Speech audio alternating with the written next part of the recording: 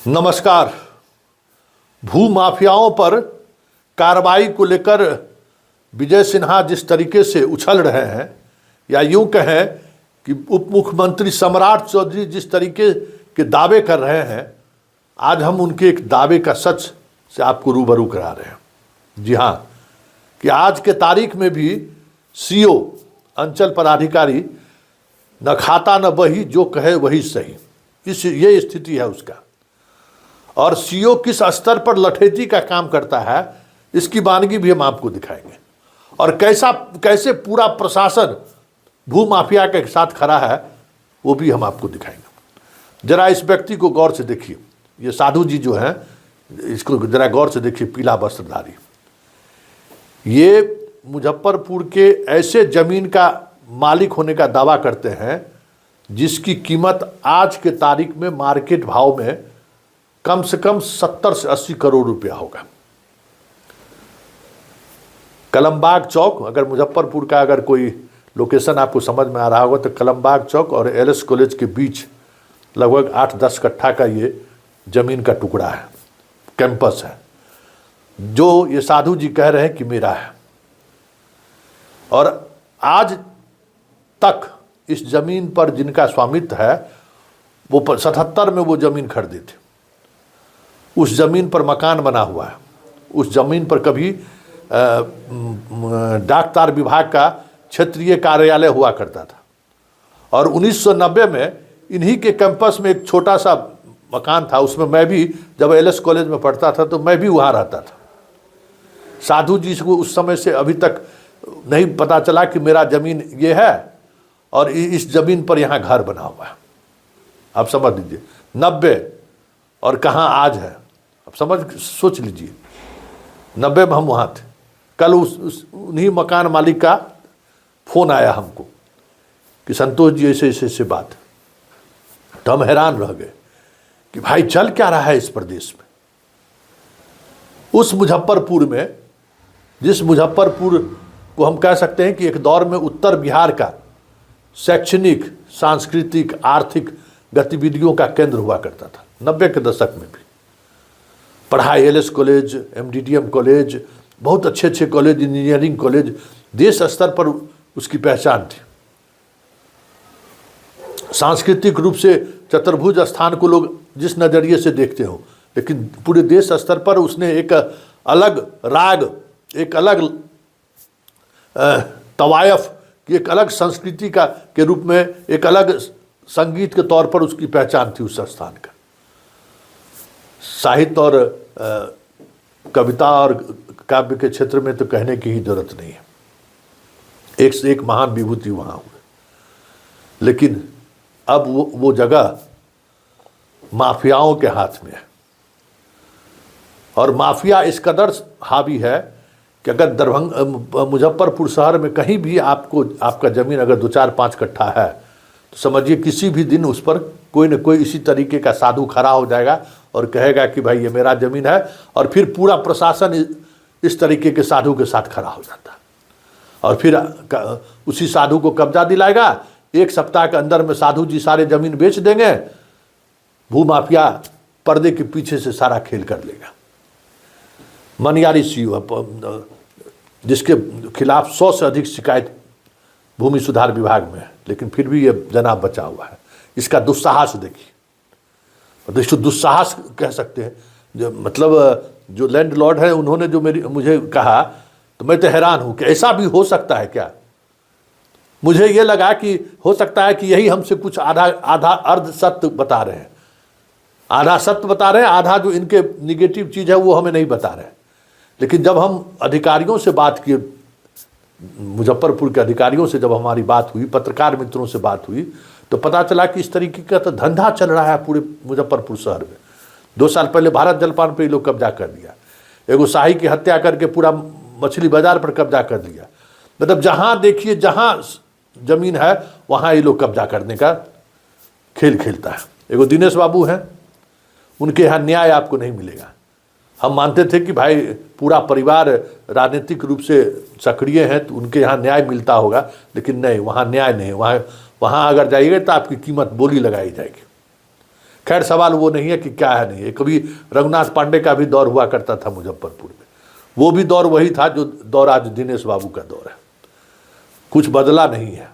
बस आपके पास ज़मीन है तो नवरूणा वाला घटना याद ही होगा ना, या तो नवरूणा की तरह दुनिया से उठा दिए जाएंगे या नहीं तो फिर इसी तरीके के साधु खड़े होंगे, आप या तो ज़मीन छोड़ दीजिए नहीं तो फिर दुनिया छोड़ दीजिए। ये आज के तारीख में भी हो रहा है। अब जरा सुनिए वाकया क्या है।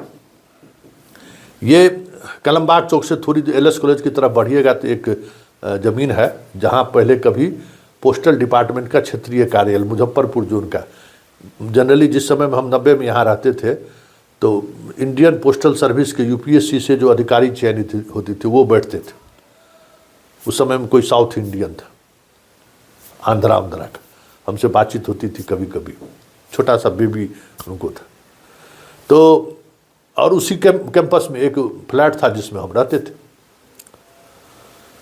तो अब का जो हमें मालूम हुआ है कि उस डिपार्टमेंट का जो है सो शायद अपना बिल्डिंग बन गया या जो भी हुआ हो, यहाँ इस बिल्डिंग को वो छोड़ दिए, लेकिन मकान भाड़ा नहीं दिए। तो मकान भाड़ा को लेकर पोस्टल डिपार्टमेंट और स्वामी जो इस भूमि के मालिक है उनके बीच कोर्ट में मामला गया। तो सर कोर्ट की तरफ से उसमें ताला बंद है, मतलब कोर्ट जो है सो ताला बंद करके कोर्ट में चाबी जमा है। ये जनाब साधु जी आए और ताला तोड़ दिए। आप समझ जाइए, इस साधु जी के देखने से आपको लगता है कि इसकी औकात होगा कि कोई 11 कट्ठा का ज़मीन कलमबाग चौक के पास हो उसका हम ताला तोड़ दें। जनाब ताला तोड़ दिए। ताला तोड़ दिए तो लैंडलॉर्ड आए, पुलिस को सूचना दिए, पुलिस इनको गिरफ्तार करके ले गया। तो पहले दिन कहा अरे गलती हो गया, इनका तो खाता खेसरा नंबर 682 है, मेरा 700 है। बात खत्म हो गई। 3 दिन पहले सीओ इनको नोटिस देता है कि हम ज़मीन का पैमाइश करेंगे। बताइए, इस साधु संत के कहने पर सीओ 3 दिन में पैमाइश दे दे, बताइए सोच सकते हैं? या महीनों नहीं लगता, महीनों दीजिएगा तब भी पैमाइश नहीं करेगा। सरकारी अमीन आया, नापा, और जो 50 साल से अधिक समय से जिनका मकान है, सब कुछ है, कैंपस है, कह दिया कि आप जो मकान बना लिए हैं ना गलत खाता खेसरा पर बना लिए। ये जो है सो साधु जी का खसरा है, इसलिए आप मकान खाली कर दीजिए, हम इनको कब्जा दिलवा देंगे, अब जल्दी खाली कर दीजिए। एक सीओ कह रहा है। और इसकी शिकायत मुजफ्फरपुर के डीएम और एसएसपी तक को किया, स्वामित्व, भूमि स्वामित्व वाले, लेकिन कोई सुनवाई नहीं हुई है। तो हमारे पास आई बात तो हम आपको खबर के जरिए बिहार के मुख्यमंत्री को भी, बिहार के चीफ सेक्रेटरी को भी, होम सेक्रेटरी को भी और डीजीपी को भी, सभी लोगों को इस खबरों के सहारे हम वो सच दिखाना चाहते हैं कि देखिए बिहार में हो क्या रहा है और भू माफिया कितना ताकतवर है उसका। क्योंकि हम सभी तमाम पदाधिकारी से हम बात भी कर दिए तो बोले ऐसा हो ही नहीं सकता है संतोष, जल्दी बोलिए उनको आके पटना आके हमको लिख के देने के लिए। आज डीएम एसपी को बोलो जाके लिख के देंगे, वो एकदम मेल करिए हमको, सब लोगों को पदाधिकारियों को मेल करिए। तो ऐसा कैसे हो सकता है? उस सीओ को तो राइट ही नहीं है। अरे दाखिल खारिज है, सब कुछ है भाई, उसका पोजीशन है, तो कैसे बेदखल कर देगा? तो हम कहे सर ये कोई पहला व्यक्ति नहीं होंगे, पूरे मुजफ्फरपुर में इस तरीके से 50 लोगों को बेदखल कर दिया गया है और उसमें यही सीओ है, शुक्ला कोई है सीओ, उसी का ये काम है और ऊपर से नीचे तक सब मिला हुआ है। उनके डीएम के क्षेत्र में ये चीज़ हो रहा है, एसपी के क्षेत्र में ये हो रहा है, दोनों नोटिस नहीं ले रहा है, दोनों कुंडली मार के बैठा हुआ है। समझिए कि पूरा सिस्टम जो है इस साधु के साथ खड़ा है, जबकि ये साधु जो है सिर्फ मुखौटा है। इसके पीछे पटना से लेके मुजफ्फरपुर तक भू माफिया को संरक्षण देने वाला जो एक गैंग काम कर रहा है, भूमि सुधार विभाग के दफ्तर में भी, यहाँ भी मुख्यालय स्तर पर भी है, वो जो माफिया का गैंग है जो इस तरीके का खेल कर रहा है कि 50 साल से गायब जमीन मालिक को अचानक पहुँचता है और उसको कह दिया जाता है कि ये जमीन मालिक है और आप भाई आप बेदखल हुए। भाई कोर्ट है ना, हम हैं कि नहीं है ये कोर्ट डिसाइड करेगा ना। आपके नापी से हम असहमत हैं, हमको मौका दीजिएगा ना डीसीएलआर के यहाँ फाइल करने के लिए, कि सीधे हमको लाल चिन्ह लगा दिए और कल घुसा दीजिएगा उसको। ऐसा होता है क्या? इस तरीके से बिहार में खेला हो रहा है। ज़रा सुनिए इस ज़मीन के जिनका स्वामित्व है वो क्या कह रहे हैं। बहुत सारी चीज़ें आप स्पष्टता के साथ समझ सकते हैं। और बिहार में नई सरकार बन गया, बड़ी उत्साह के साथ लोग काम कर रहे हैं, बयान भी दे रहे हैं। उनके लिए भी एक उदाहरण होगा कि बिहार में हो क्या रहा है। ज़रा सुनिए क्या कह रहे हैं। मेरा नाम हुआ सीताराम सिंह। ये पीछे जो संपत्ति है ये मेरी सास नैना देवी के नाम से है, 77 से है। इसकी देखरेख मैं करता आया हूँ। क्योंकि अब सुनैना देवी गुजर चुकी हैं तो उनके बड़ी बेटी मेरी पत्नी उषा सिंह इसकी मालती है। और ये संपत्ति डाक कार्य विभाग को 1 जनवरी 1984 से किराए में दी गई, जिसमें कि पहले पोस्टल डायरेक्टर नॉर्थ हुआ ऑफिस का ऑफिस कम रेजिडेंस था।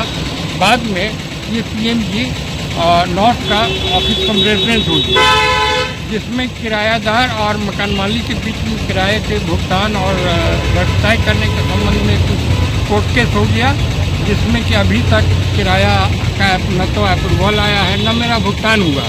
इस सिलसिले में कोर्ट के आदेश से इस कैंपस का में डाक कार्य विभाग का ताला और चाबी उनका लगा हुआ था। इसी बीच में पिछले 14 तारीख को इलेक्शन काउंटिंग के दिन कुछ भूमाफियाओं ने रामेश्वर राय सन ऑफ सीताराम राय ने इसके ताला को तोड़ दिया।